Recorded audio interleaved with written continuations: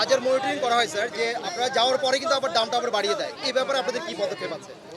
দাম যদি বাড়ায়, আপনারা তো আছেন, আপনাদের কাছে ক্যামেরাও আছে, আপনাদের কাছে ক্যামেরা আছে, আপনাদের কাছে রেকর্ডার আছে, এটা রেকর্ড করে নেবেন। কালকেই আবার ভোক্তা অধিকার চলে আসবে, এখানে ব্যবস্থা নেবে।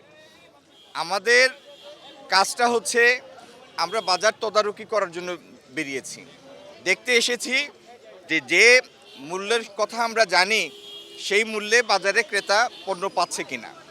তো যে মূল্য আমরা দেখলাম এবং যে সরবরাহ পরিস্থিতি দেখলাম সেটি আল্লাহর রহমতে সন্তোষজনকই আছে।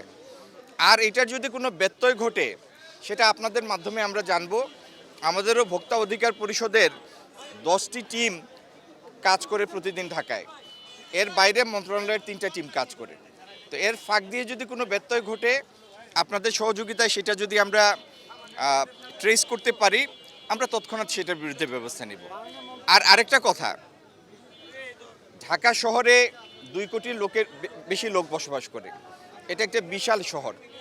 তো এখানে যে কোনো পদক্ষেপ নেয়ার জন্য আপনাদের সক্রিয় সহযোগিতা এটা প্রত্যাশা করি, কারণ এটা কারো একার কাজ নয়, শুধু সরকারের পক্ষেও এটা সম্ভব না। আপনারা যদি সহযোগিতা করেন, আমরা সবাই মিলে আমাদের আপামর মানুষকে স্বস্তি দেওয়ার জন্য কাজগুলি করতে পারব।